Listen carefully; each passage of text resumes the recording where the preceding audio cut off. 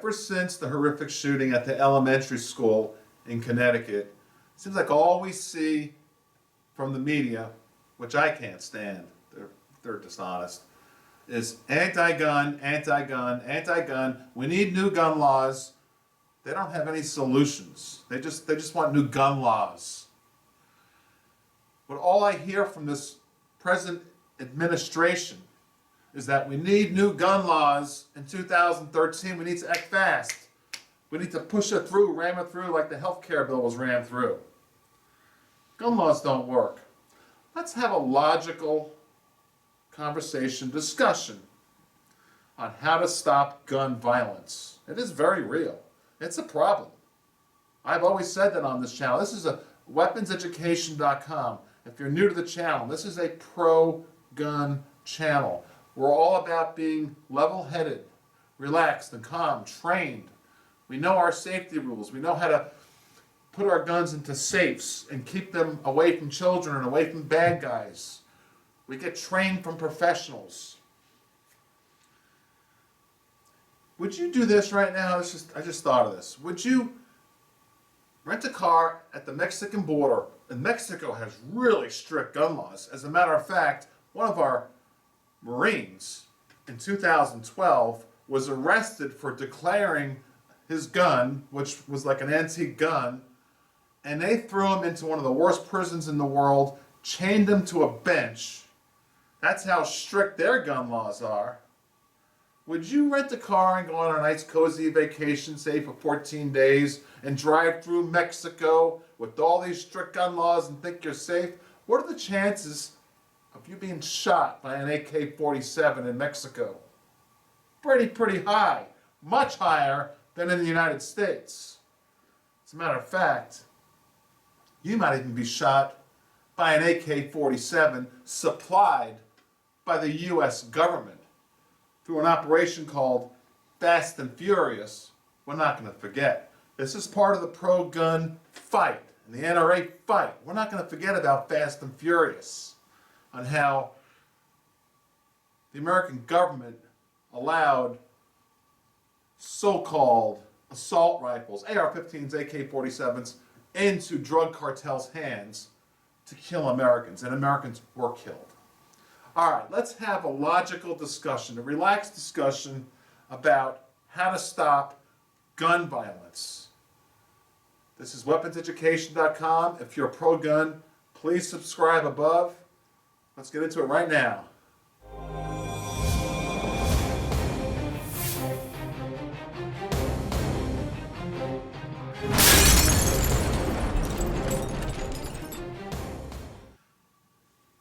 I have a list of different ideas to stop gun violence in America. Not one of them has to do with gun laws, because that's hideous. We're going to talk about that a little bit. But let's just talk about common sense ideas on how to curb the horrific violence, not only in this country, but across the world. I mean, would you want to be in Russia? Would you want to be in Brazil? They have very strict gun laws. Let's talk about the United States and what we can do to curb gun violence. Okay, and in no particular order. Parenting. Let me start with that. As a parent myself of a 5- and 7-year-old daughter at the time of this video, I must say that the morals of this country is not what it was when I was a child. When I was a child, on a Saturday morning, my mom would say, go out and play. When I was 10 years old, say, go ride your bicycle, and just be back in time for dinner or sunset, you know. No worries about being abducted, no worries about, gang violence or anything like that. The morals in this country have deteriorated, and it ties into politicians being corrupt, I believe. But let's just focus on parenting. Domestic violence in the house. And parents fighting in front of their children. That's horrific to an 8-year-old. I know of some parents that say, I can't wait till my child is 18 to get him out of the house. I don't want to pay for him anymore. Child's a pain in the neck. I don't want him anymore. Let him go into the world on his own. The parenting in this world, this country, has gone down the tubes, in my opinion. When I made the decision, and my wife, when we made the decision to have a child, we spoke about it, we realized that from here going forward, when that child was born, or even conceived, our life's over as we know it. That's in a good way. Now, all the things we did in the past as a couple were just memories, and all going forward, we give all of our love to our children. And we need that back. Maybe a little bit of faith might be pretty good right now for youngsters in America. At least give them a chance. I'm not pushing nothing or anything. I'm just, at least give the children a chance. These 8, 10, 12-year-olds. Give them a chance at spirituality. Parenting is huge. An 8-year-old seeing their parents fight, yell and scream at each other, or even worse, if they're fighting and hitting each other, that goes into their little young brains and it affects them. All right. Let's talk about gang violence. I'm going in no particular order. Okay. The mafia, right? The mafia, organized crime. The FBI, they go after the mafia hard. Threw John Gotti in jail, along with a bunch of mobsters. They deserve to be in jail. Organized crime is bad. That's why we got laws against it that are good, and that's why we throw these mobsters in jail. Well, what about gang violence? You know, people, the morals are so low, the people are so desperate, the economy is so bad that they're actually out there killing people, and they're going home and putting a notch in their bedside. There's another one down. They don't understand that. They just took a human life. Gang violence has to be attacked. We need to put money towards gang violence, is what I'm trying to say. We need to put money towards it. If we can put money towards all these other countries throughout the world, the Americans are the most giving people in the world. There's no doubt about that. Mathematically, we give trillions away. Over the last decade, we've given trillions to other countries to help them. Every time there's a natural disaster, who's there first with all the big money? Other countries, of course, our allies are there also. But Americans are very giving, and we need to give money. The government needs to give money towards gang violence. Go after the mafia? Yes. Go after these gangs also. And if you're a parent and you think your child is part of a gang, it's your responsibility to get that child some help and get him out of that gang, him or her. All right, now let's move on to something else here. How about the average American not even being aware that they can even get a gun and protect themselves? Because like Wayne LaPierre says, the only way to stop a bad guy with a gun is a good guy with a gun. And I want to elaborate on that. I did a video, I don't know, about a year ago, and it was right after the movie theater shooting. I went to a movie theater and I just asked 100 people at random, what do you think about guns? You know, should you have one, shouldn't you? And like 90 of the 100 were like, no way. I don't want a gun. Americans, they don't understand that we really have the Second Amendment and that we really should be well trained by an NRA professional and know all the safety rules, and we can protect ourselves.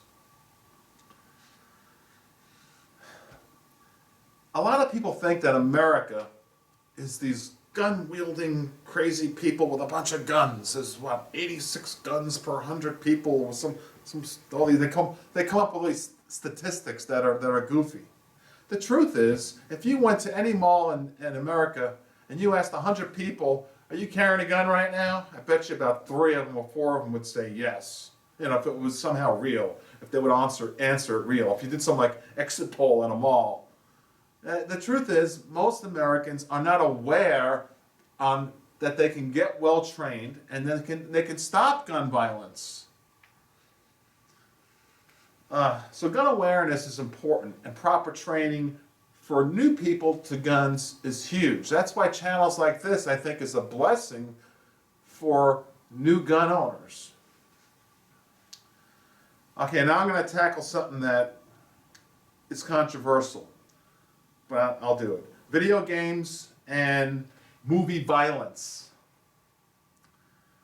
I don't want the government to be part of that at all. This goes back to parenting. Do I want my children playing some of these graphic video games at their ages, 5, 7, or if they were even 8, 9, 10, 11? I would say no. Do I want them seeing movies like Pulp Fiction or Reservoir Dogs? Great movies. I love them. I would say no. As a matter of fact, I was a huge fan of a game called, a Novalogic game called Delta Force, Deathmatch. Man, I was great on the keyboard. It was fast. I was addicted to that game. I played it 3-4 hours a night for about a year. I loved it. It didn't make me crazy. So on the video games and the movie violence, it's up to the parents to monitor the children, not to let them get involved in these things, which is entertainment, until they're old enough to process it. They're not old enough at 8, 10, 12 years old to process reality from virtual reality. So I don't want the government part of it, but maybe we can put like R ratings. I'll go as far as saying that on stuff like that. Just to let parents can at least say, well, it's R rated, you can't watch it or play it until you're 18 or 16 or something. But come on, we don't need the government stepping in and taking over our freedoms in any way, shape, or form. But we do need the parents to step in and make sure their children is their first priority, not themselves. When you have children, they're your first priority, not yourself. And if you're in a divorced family, you really need to work even triple harder to make sure that that child gets the right care, because he's going from one father to the mother, and then he's going from this household to that household, this child. That's where the breakdown happens. Background checks. That's all coming up now about how do we stop gun violence, stricter background checks. I don't have a problem with background checks. I don't want felons out there. I don't want rapists and murderers just going there and getting guns. And this thing, by the way, with the gun shows, this loophole with gun shows, that's bogus. Everything you see in the media, that's such bogus. I bought like 5, 6 guns at gun shows. Every single one I had to go through a FBI background check, state background check. What are they talking about? Background checks are fine, and I don't have a problem with that. I just don't want serial numbers registered to the government. We don't need that, because that's leading towards a total confiscation of our guns down the road in a new world order. I don't like the health care bill, I'll say that, because that's digging deep into our health records down the road legally from the government, and I don't like the direction of what they're doing with these gun shows. Yes, need a background check, that's fine. Just leave it at that. Nothing needs to be any more stricter than what it is. Mental health issues. That is a huge one. You look at all the mass shootings in the past 20 years. Columbine. How old were those kids? Holmes and the other one. What were they? 14 years old? 15 years old? How could the parents not know they're building bombs in their bedroom? How could they not know there's some sort of a problem in these kids' minds? It's mostly kids. I'm sorry, but not sorry, but it's fact. It is mostly children. The parents really need to accept the fact that if your child is got an aggressive behavior, and he's punching walls, and he's out of control, and he's not listened, and he's not disciplined at all, and he's totally out of control, or she, you need to get help for that child. It's your responsibility. The child is more of a responsibility than your own life once you have a child. I'm going to say that again. So mental health issues, yeah, that's real. I mean, anyone who goes and commits a mass shooting is got a mental problem, obviously. How to store your gun. A lot of people make some mistakes, and they leave guns in cars, and the cars get stolen by crooks, and crooks are bad guys, and now they got your gun. And what new laws going into effect where they're going to, hopefully not, but if they do, they track serial numbers back to you, now you're in trouble. Or you got to explain yourself. Make sure your gun is stored in a safe, unless you're carrying, obviously, then it, that's what it's for, is to defend yourself. Or unless it's in your home, close to arm's reach to defend yourself from a burglary. And by the way, in America, we have less houses burglarized than 9 or 10 other countries throughout the world, because those other countries have strict gun laws. They're not allowed to have guns in their house. So those houses get burglarized more than in America because they're afraid they're going to get shot in America. They don't want to die. They want to kill us, the good guys. This is our First Amendment. It's time for the good guys to fight back. This is not China. This is not a communist country. And we're not going to let the government act like they're communist. I said it very fast after the Connecticut school shooting that we should have the schools armed. Anywhere that is what's called a free fire zone, a place where law-abiding good citizens like us on a pro-gun channel, weaponseducation.com, if we cannot carry a gun into a place that has a large amount of people that congregate, well, hopefully there's some good guys in there that have a gun. If we can't have a gun, I want some good guys in a gun-free zone to have a gun. I don't even go to gun-free zones. I'm forced to because I have children in school. But I want, like the NRA said, I want armed guards in schools, and I'm all for it. I said it from day one. I said it right after the shooting. And I also want teachers, if they volunteer, to have the ability to protect the students or their own life if they volunteer and they get trained from an NRA certified trainer. Where's the funding going to come from? I said this in one of my first videos. I'm going to say it again. I hope someone listens to this. Would you pay $5 a month, $5, for your student going to a school that's free, a public school, taxes paid for it? Would you pay $5? And there's 1,000 students in that school, so that's $5,000 a month. There's the pay for that one school. I mean, we pay for bonuses for teachers. We're always giving $2, $3 here, $4 here towards teachers, because my children, I know. My wife's always saying, oh, here, we've got another envelope. They're asking for $4 here, $5 there. No big deal. We help out with the school. Well, I'll help out with $5 a month to pay for armed security in schools. Gun safety is huge. People talk about suicides and how to cut down on gun violence. That goes back to mental health and deranged people. There's a lot of ways to kill yourself, as we know. So even if all guns were banned, it was not going to happen but they're going to make new gun laws. They're trying to. That's not going to reduce suicides. All right, so someone, jumps off a bridge instead or whatever. It just cuts their wrist. So gun safety is huge. And that's what the NRA is all about. They train thousands of people a year to handle guns safely. More than any other organization in the country, of the United States of America. That's my take. That's just a list I threw together on how to stop violence in America without changing gun laws. Like Wayne LaPierre said, the only way to stop a bad guy with a gun is a good guy with a gun. But we all need to group together as one, as pro-gun activists. We need to group together as one and let the anti-gun people realize that we don't want to hurt no one. We're the good people. We like going to the range. We like to shoot. We like to help society. We want to live in a harmonious society. We want to get rid of gangs.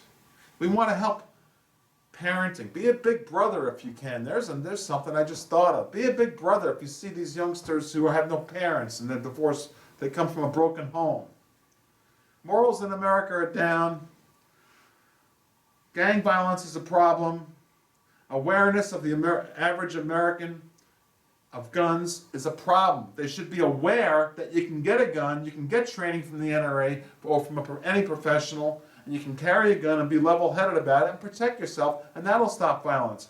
Putting your gun in a safe place so burglars and bad guys can't steal it, that's a good idea. Armament schools and any place that what's called a free fire zone, that's a good idea. That'll stop mass shootings fast. Any movie theater who's charging $15, $20 a ticket and they don't have a security guard in each theater to protect those 200-300 people sitting there at once? Come on. That's their obligation to protect us if we're going on their property. All right, I said a lot. This is weaponseducation.com, all about pro-gun rights. Please subscribe above if you're a pro-gun. And thank you very much.